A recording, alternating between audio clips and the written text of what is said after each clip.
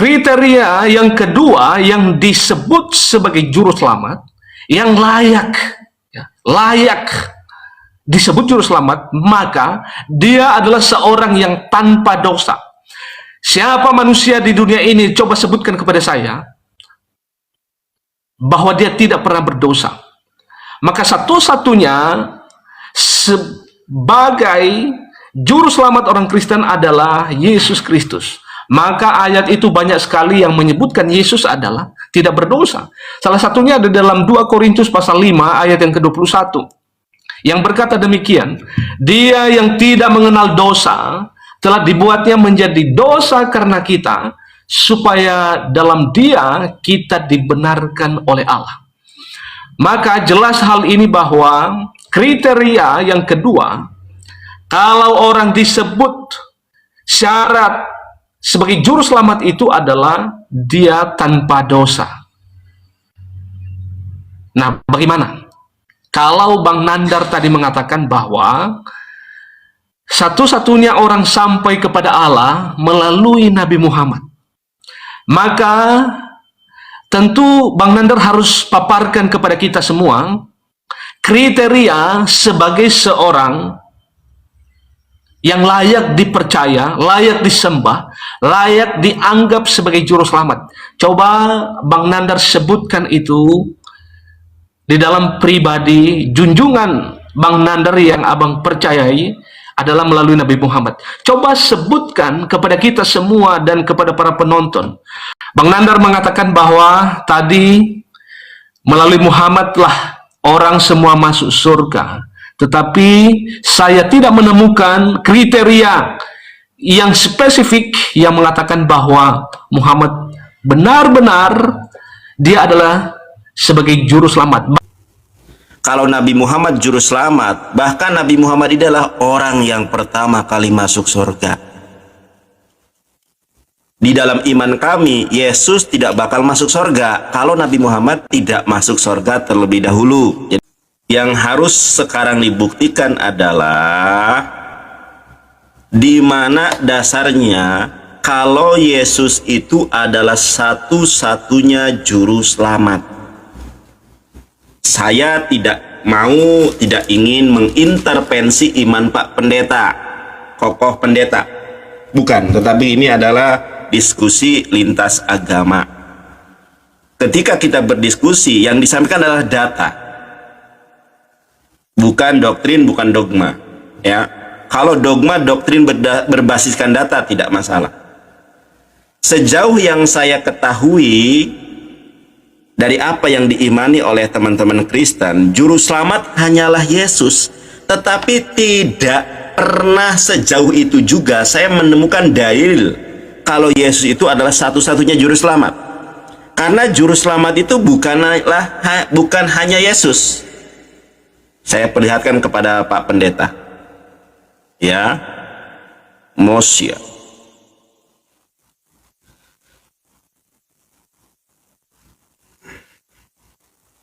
Nah, sebentar deh, mana nih?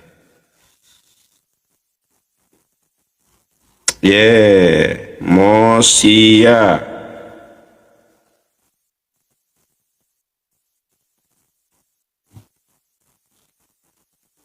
Nah, ini Pak Pendeta. Saya coba balik kamera. Nah, ini ya. Ini tulisan bahasa Ibrani juru selamat. Juru selamat itu di dalam bahasa Ibrani mem vav sin yud ain, dibacanya Mosya. Ya, di sini ada khirik, di sini ada fatah, Mosya dibacanya. Nah, saya buktikan kepada Pak Pendeta kalau juru selamat itu bukan hanya Yesus. Di mana ayatnya? Pak Pendeta boleh cari begini caranya. Penyelamat, penyelamat. Pak Pendeta, di dalam Hakim-Hakim 3 ayat ke-9 saya bacakan kepada Pak Pendeta. Ya, sebentar. Oke.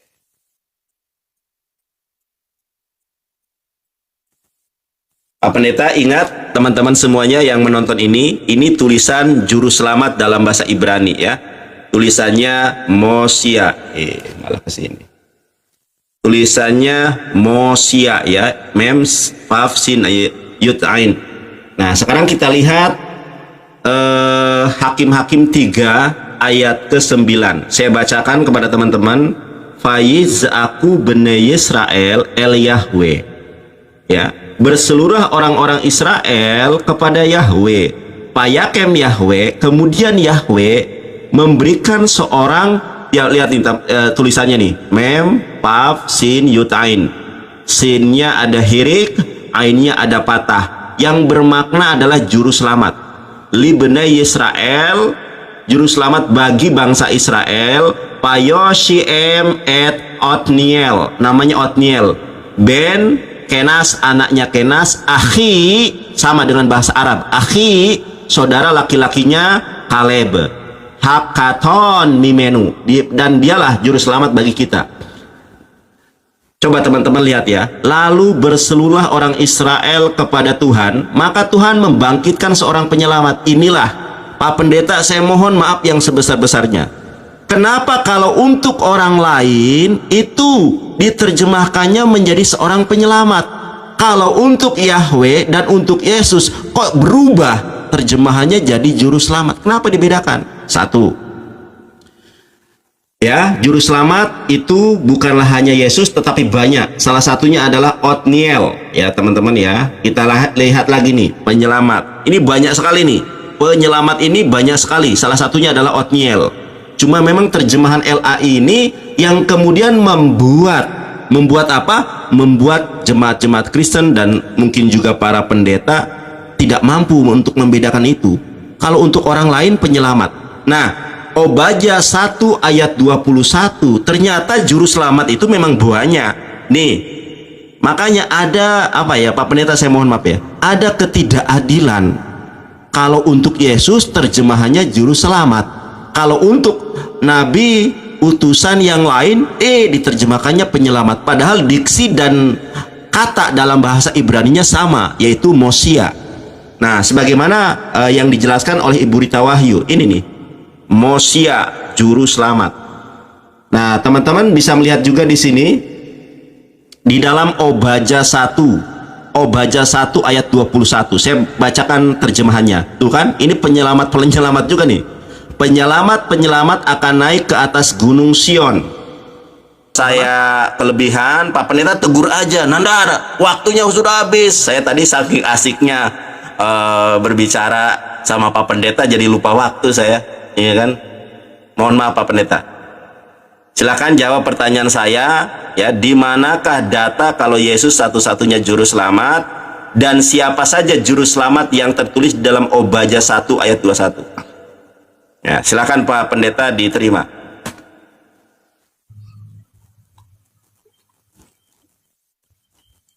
Oke, mohon maaf baik, Pak Pendeta. Teman-teman. Ya. Teman-teman sudah ini adalah satu pernyataan dan pertanyaan yang cukup baik, menarik. Tetapi ini sebenarnya cocoknya adalah untuk anak sekolah minggu, pertanyaan itu. Karena kenapa? Anak sekolah minggu kalau ditanya hal demikian pasti tahu hal ini. Tahu bahwa sesungguhnya keselamatan itu adalah hanya di dalam Yesus. Nah, satu kriteria yang sudah saya sebutkan tadi ialah di dalam Yohanes.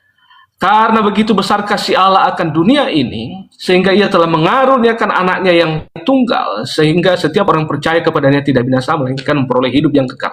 Maka kriteria yang pertama yang saya sebutkan adalah layak dipercaya, layak disembah, layak disebut sebagai juru selamat. Pertama ayat ini adalah diutus Allah. Nah, itu poin saya di dalam Yohanes 13 ayat yang ke-6. Nah, yang kedua, saya lanjutkan poin yang kedua, supaya waktunya akan sampai nanti. Kriteria juru selamat yang kedua itu adalah tanpa dosa. Nah, ini menarik. Kriteria yang kedua yang disebut sebagai juru selamat, yang layak disebut juru selamat, maka dia adalah seorang yang tanpa dosa. Siapa manusia di dunia ini, coba sebutkan kepada saya, bahwa dia tidak pernah berdosa. Maka satu-satunya sebagai juru selamat orang Kristen adalah Yesus Kristus. Maka ayat itu banyak sekali yang menyebutkan Yesus adalah tidak berdosa. Salah satunya ada dalam 2 Korintus pasal 5 ayat yang ke-21. Yang berkata demikian, dia yang tidak mengenal dosa telah dibuatnya menjadi dosa karena kita, supaya dalam dia kita dibenarkan oleh Allah. Maka jelas hal ini bahwa kriteria yang kedua, kalau orang disebut syarat sebagai juru selamat itu adalah dia tanpa dosa.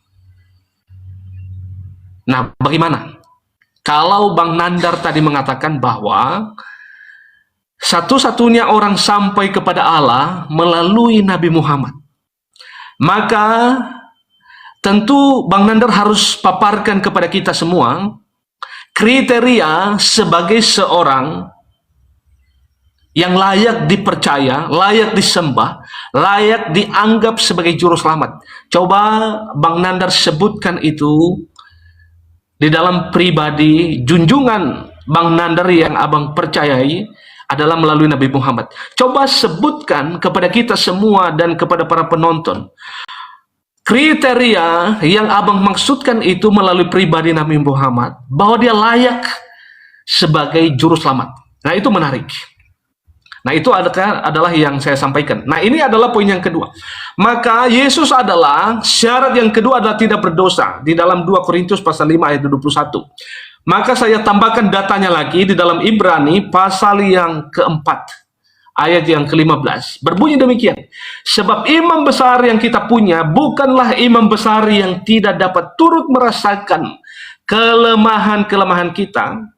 Sebaliknya, ia telah dicobai dalam segala hal, sama seperti kita, namun ia tidak berbuat dosa.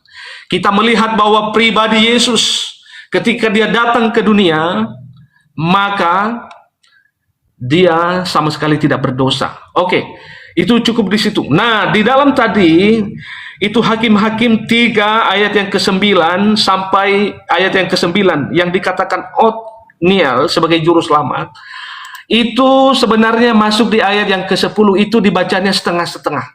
Ayat yang ke-10 di sana dikatakan bahwa Roh Tuhan menghampiri dia dan ia menghakimi orang Israel, ia maju berperang. Lalu Tuhan menyerahkan Quraisy Rishaitaim, Raja Aram, ke dalam tangannya sehingga ia mengalahkan Kusyam Rishaitaim.